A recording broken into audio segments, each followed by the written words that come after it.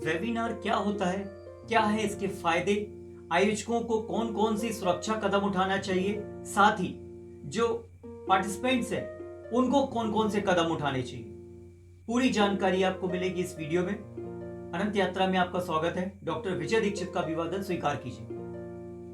इस तरह का वीडियो देखने के लिए मैं आपसे निवेदन करूंगा, सबसे पहले आप अनंत यात्रा चैनल को सब्सक्राइब कर लीजिए और हाँ, नोटिफिकेशन बेल पर ऑल को क्लिक कर दीजिए ताकि हर नया वीडियो आपको सबसे पहले और लगातार प्राप्त होता रहे।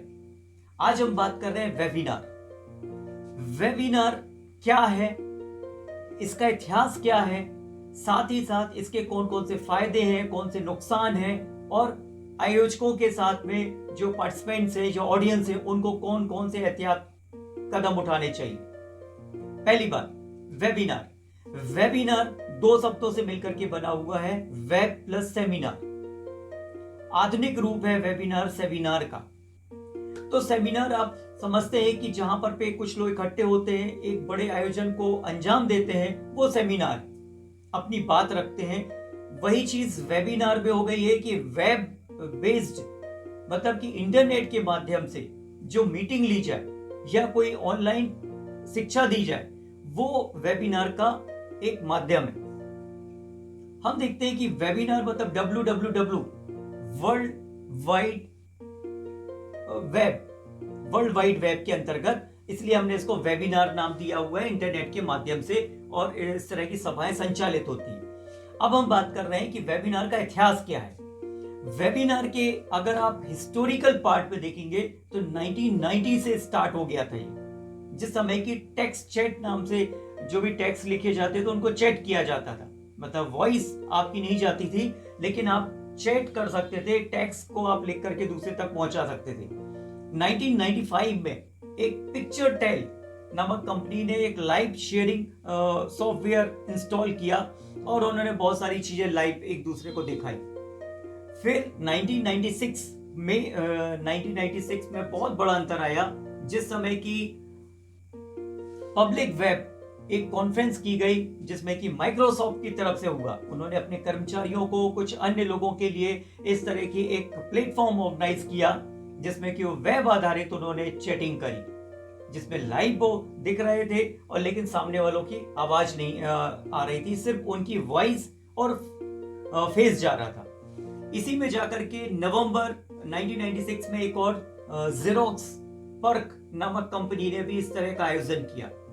फिर 1998 में एरिक्स आर कोर, ये एक व्यक्ति था जिसने कि इसका ट्रेडमार्क ले लिया और इसके ट्रेडमार्क के लिए उन्होंने ऑर्गेनाइज किया और कोर्ट के सामने अपने रखा कि हमको इसका ट्रेडमार्क चाहिए है वेबिनार के मामले में।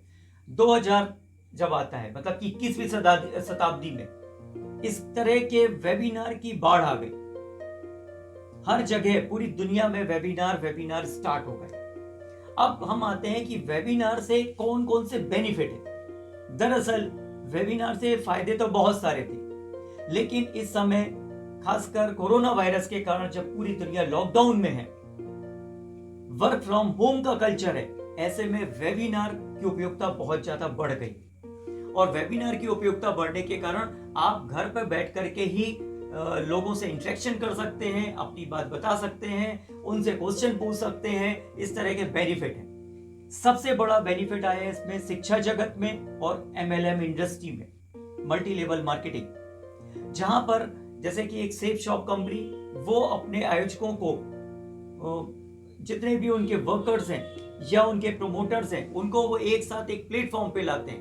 पिछली उनकी मीटिंग हुई थी, उन्होंने 10 लाख लोगों को एक साथ जोड़ा और अपनी बात को बताया। अपने बहुत सारे प्रोडक्ट उन्होंने वेबिनार के माध्यम से लॉन्च किए, एक वेब पोर्टल पर लॉन्च कर दिए और 10 लाख से भी ज्यादा लोगों ने उसको देखा और सराहा। इसी तरह से एजुकेशन साइड में सेमिनार होना एक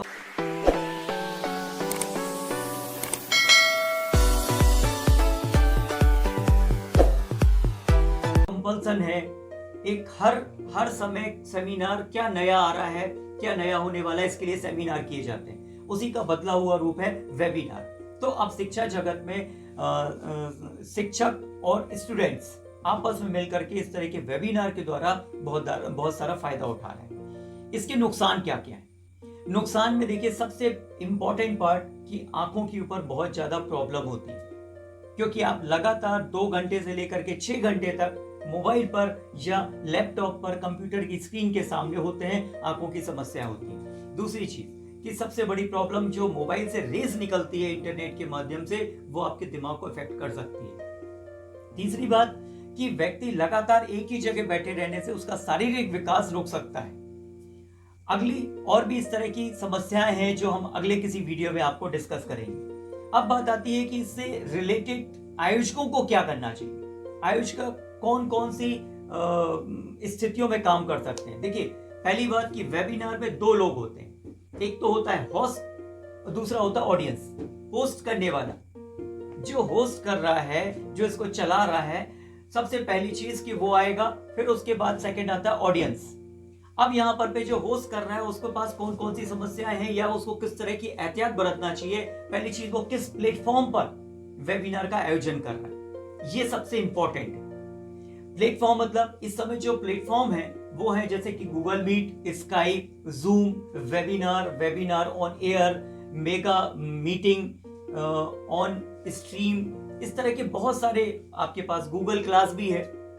बहुत सारे हमारे प्लेटफॉर्म आ गए जिसके ऊपर की एक वेबिनार को आयोजन किया जा सकता है। लेकिन यहाँ पर पे मैं सबसे पहले आयोजकों को ये कहूंगा कि वो हमेशा पेड वर्जन में जाए, फ्री वर्जन में नहीं जाए।